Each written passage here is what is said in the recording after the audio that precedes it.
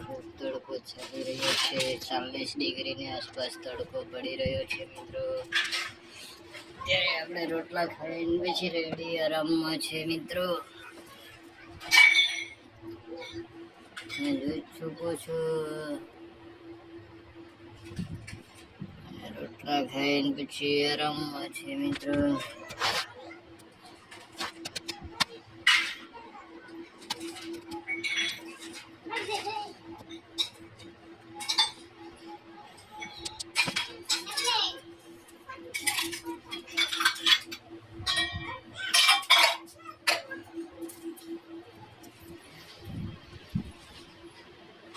બહુ તડકો પડે છે મિત્રો.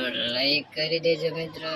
એક લાઈક કરશો તો તમારું સ્વાગત કરીશું આપણે. કોમેન્ટ પણ કરી દેજો.